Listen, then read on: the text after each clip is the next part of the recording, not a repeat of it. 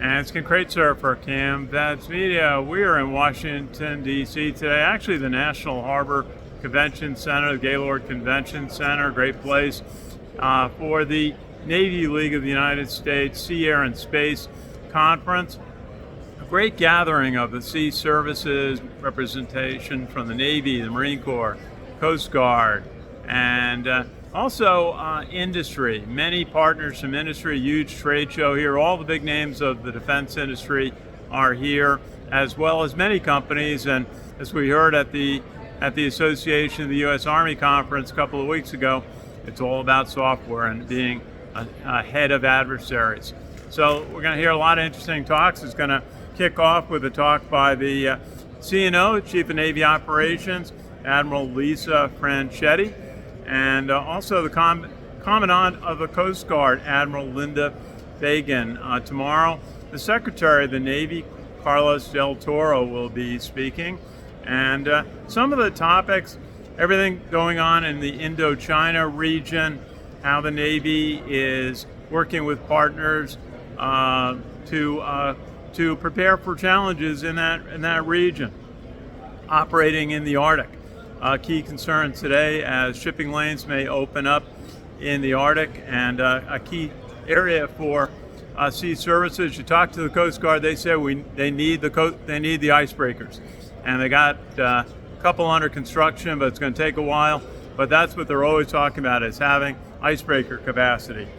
Don't go anywhere without cyber being a topic.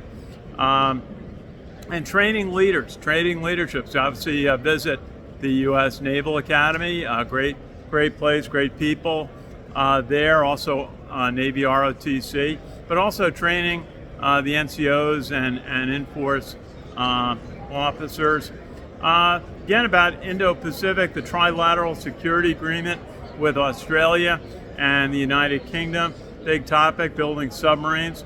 Building submarines is just always a big topic when you're at a Navy event. They can't build the Virginia-class submarines fast enough, and they're trying to increase production, and also building the new Columbia-class submarines. We got a chance to visit where they start building them up in Quonset Point, Rhode Island. Actually, we were at the keel laying last year of the USS District of Columbia, and a huge priority. They say that's the number one priority of the Navy, is getting these new Columbia-class submarines built to replace the Ohio-class subs that are about to need to be retired in the coming decade. Satellites. Everyone's concerned about space and being able to keep communications, reconnaissance in place. And as we heard from the Army, Navy, same thing. Space is a big part of defense. They say it goes from space to the floor of the ocean now, where they have to have their presence and be capable.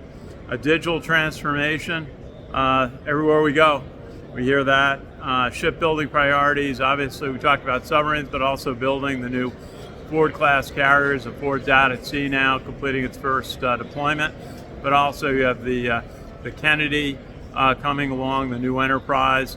And so it's a number, what are the priorities? Building more Arleigh Burkes. They have a new destroyer line being planned to be built very soon. What else do they need? They need support ships. They need the amphibious assault ships to take the Marine Corps out. And so a lot of shipbuilding priorities, also limited shipbuilding capacity in the United States, also limited shipbuilding repair. Hear that all the time. Ships are delayed to go out to sea on deployments because they can't get through the shipyards fast enough.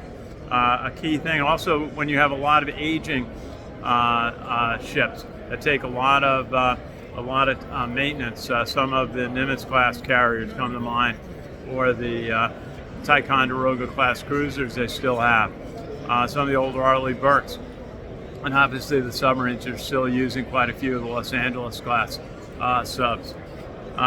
Unmanned systems, that's another huge topic. On the water, in the littorals, which means close to shore, and then in the oceans, unmanned, as some say, will oftentimes be the first contact with an adversary.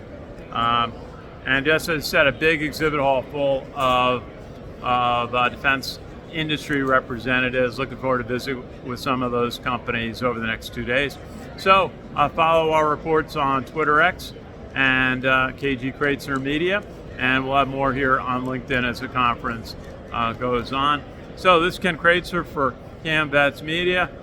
We cover cadets, midshipmen, the military and veterans proudly since 2008, and we are at the Navy League Conference, the Council of the United States Navy League, here in Washington, D.C. at the Gaylord Convention Center in National Harbor. Thanks for watching.